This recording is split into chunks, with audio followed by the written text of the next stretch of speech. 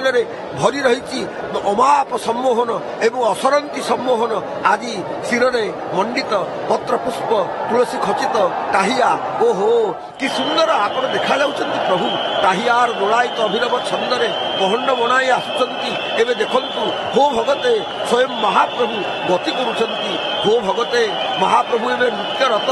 ମହାପ୍ରଭୁ କେତେ ଆପଣ ଆଉ ଝୁଲିବେ ଝୁଲନ୍ତା ଠାଣିରେ, କେତେ ଆପଣ ଆଉ ଆମକୁ ବୋହିବେ। ବଳଭଦ୍ର ଭଗବାନ ତ ତାଣ୍ଡବ ନୃତ୍ୟ ରଚନା କରି ନାଚି ନାଚି ଚାଲିଗଲେ ଏବଂ ମା ଭଗବତୀ ସେ ତ ଶୂନ୍ୟ ପହଣ୍ଡିରେ ନାଚି ନାଚି ଚାଲିଗଲେ। ସୁଦର୍ଶନ ମହାରାଜ ମଧ୍ୟ ବିଦ୍ୟୁଦାମ ଗତିରେ ନାଚି ନାଚି ଚାଲିଗଲେ।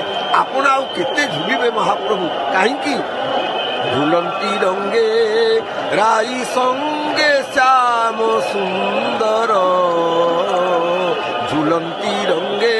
ଆପଣ ଝୁଲଣରେ ବହୁତ ଝୁଲିଲେ ଏବଂ ପୁଣି ଝୁଲିଲେ ଯେତେବେଳେ ବୃନ୍ଦଗାନ ହେଲା ଆପଣ ସେତେବେଳେ ମଧ୍ୟ ଝୁଲିବାକୁ ଆରମ୍ଭ କଲେ ଏବଂ ঝুলিবে তো আজ কুঞ্জে বরজ রাজ ভুলি ন জীবকে চাহিব।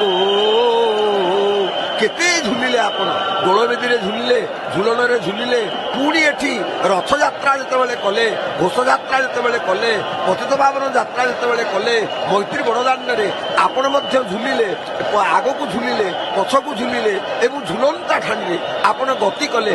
ମହାପ୍ରଭୁ ଆପଣ ନୃତ୍ୟରତ ରହୁଛନ୍ତି, ଭକ୍ତ ପ୍ରେମରେ ଉନ୍ମତ୍ତ ହେଇଯାଇଛନ୍ତି। କାହିଁକି ନା ଭକ୍ତ ତ ଆପଣଙ୍କର ମନ ପ୍ରାଣ ହୃଦୟ ସବୁକିଛି। ଆପଣ ବାର ବାର କହିଛନ୍ତି ଭକ୍ତି ଯୋଗରେ ଭଗବତ ଗୀତାରେ, ହେ ଅର୍ଜୁନ